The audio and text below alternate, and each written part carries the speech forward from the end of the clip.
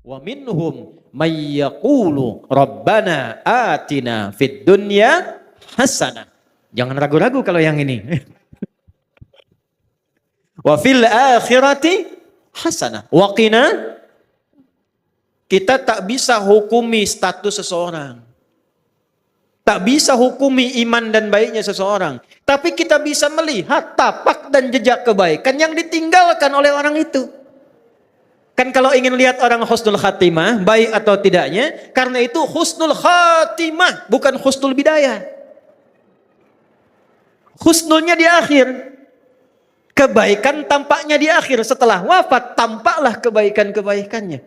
Virallah kemuliaan-kemuliaannya. Itulah kemudian yang kita ikuti tapak jejaknya. Maka bagaimana menjadikan semua nilai kebaikan itu punya nilai di akhirat? Karena nanti, mohon maaf, ada orang pun ahli dunia tapi baik.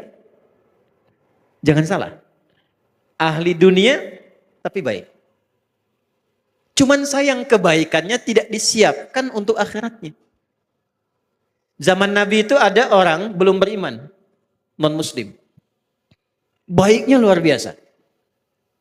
Sedekah ke orang. Sosialnya tinggi. Mengatasi kesulitan orang lain. Bantu memudahkan akses. Maka Sayyidah Aisyah radhiyallahu taala anha bertanya pada Rasulullah, "Ya Rasulullah, wahai Rasulullah, bagaimana status orang ini di akhirat sementara dia ini baik sekali tapi imannya belum ada?" Maka turunlah Quran surah ke-25 ayat ke-23. Wa qadimna ila ma 'amilu min 'amalin faj'alnahu haba'an manthura. Wa qadimna, naknya li ta'zimin nafsi fi ta'zimin sya'ni. Menunjukkan keagungan Allah pada sesuatu yang sangat penting. Jadi kalau kita terjemahkan dengan tafsir, demi keagunganku dan keadilanku, aku berikan balasan untuk dunianya. Tapi di akhirat dia tidak bernilai. Jadi kalau ada orang berbuat baik untuk dunia, tapi dia tidak siapkan untuk akhiratnya, keadilan Allah menjawab dan membalas kebaikan dia itu di dunia. Tak adil kalau Allah balas di akhirat. Sebab dia berbuat baik dengan hukum dunia, maka Allah balas pula dengan hukum dunia. Tuh. Baiknya karena dunia, maka diangkat orang itu. Disebut-sebut orang itu. Disanjung orang itu. Ada pula yang mendoakan. Tapi kalau tidak ada kunci akhiratnya, di akhirat kebaikan itu hanya akan menjadi debu yang berterbangan. Detil Al-Quran.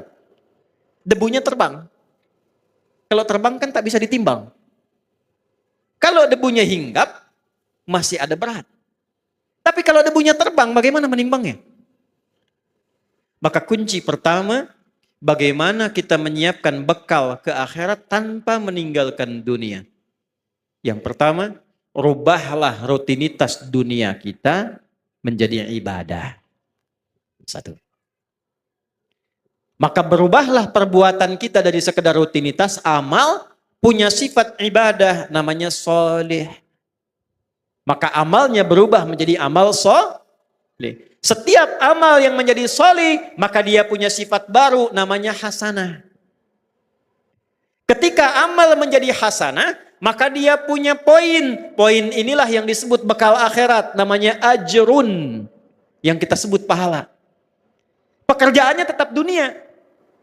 Tapi pekerjaan dunia ini karena diniatkan menjadi ibadah, amalnya menjadi saleh, perbuatan baiknya diridhai Allah menjadi hasanah, maka setiap hasanah punya nilai akhirat. Dari mana dalilnya? Quran surah ke-6 ayat 160. Man jaa'a bil hasanati falahu 'asyru amthaliha. Setiap perbuatan yang baik yang kita kerjakan dengan niat akhirat menjadi hasanah. Akan dikonfirmasi hasanah ini di akhirat dalam bentuk pahala sebagai bekal pulang. Karena itu doanya, Rabbana atina fid dunya hasanah. Dikonfirmasi hasanahnya di akhirat. Wa fil akhirati hasanah. Nah sekarang bagaimana cara merubah perbuatan dunia menjadi hasanah, menjadi punya nilai akhirat? Kerjakanlah dengan menggunakan iman. Saya ulangi, pakai iman. Itulah yang menjadikan hampir kata-kata amal soleh dalam Al-Quran didahului oleh kalimat iman. Contoh, surah 103. Wal 'asr. Innal insana lafi khusr. Illa alladhina amanu wa amilus soleh. Jadi kalau ada iman, sudah pasti perbuatan kita itu dibimbing iman jadi amal soleh. Bukan sekedar amal. Kalau amal saja belum tentu soleh, jadi dunia. Ini gelas untuk minum. Diisi air, kemudian kita minum. Minumnya pakai iman. Maka minum itu amal, meminum menggunakan iman berubah amal menjadi soleh. Minumnya fungsi menghilangkan haus. Imannya menjadikan aktivitas minum punya nilai ibadah. Dituliskan 10 pahalanya. Jelas? Yuk kita detilkan ya. Kita detilkan. Pelan-pelan. Rubah kegiatan dengan menggunakan iman. Bapak Ibu kalau ingin mau cek, semua fungsi tubuh kita ketika disebutkan dalam Al-Quran, itu umumnya disebutkan imannya dulu, baru fungsi tubuhnya.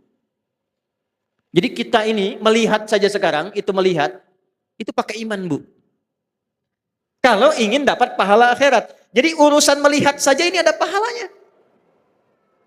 Urusan bicara pun ini ada pahalanya. Kapan melihat berpahala? Kapan berbicara melahirkan pahala untuk bekal akhirat? Ketika melihat, berbicara, mendengar menggunakan iman. Saya tanya ibu sebentar. Bu, apa fungsinya mata? Tuh, salah kan? Mata bukan sekedar melihat.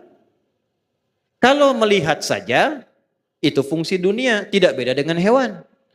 Kambing melihat. Kambing melihat tidak? Melihat.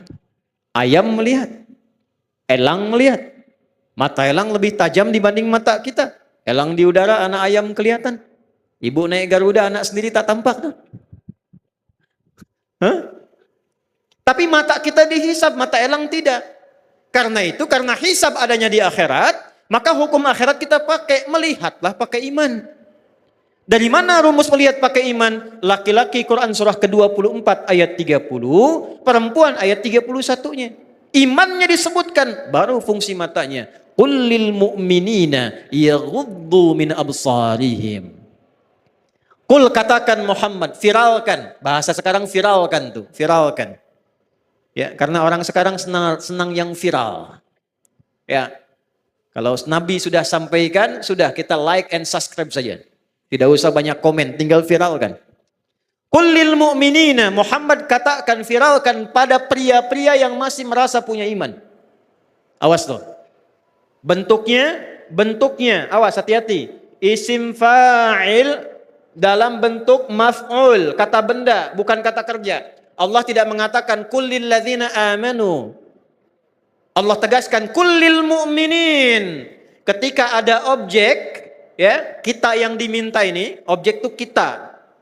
Ya, yang diminta oleh Allah, menggunakan kata benda, isim, itu hukumnya lebih kuat dibandingkan kata kerja. Karena benda tidak berubah. Pekerjaan masih bisa berubah.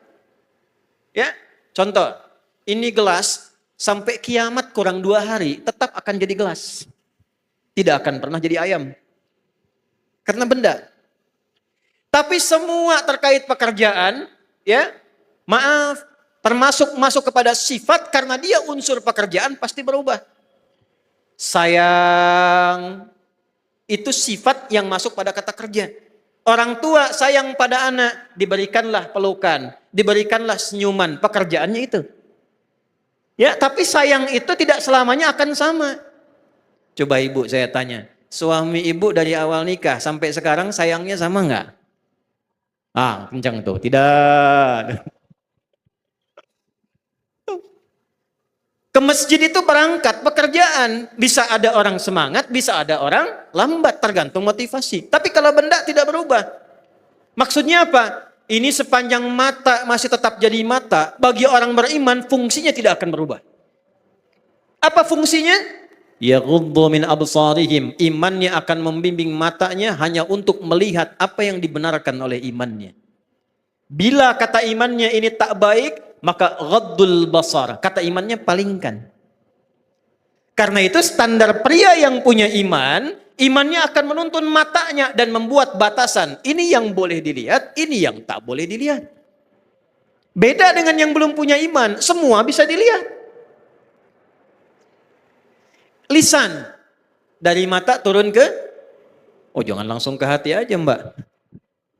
Dari mata turun ke lisan, ke mulut nih. Apa fungsi mulut? Mulut ketika disebutkan di Quran, imannya dulu disebut baru lisannya. Ya ayyuhalladzina amanu, imannya dulu. La yashar qaumin qaum.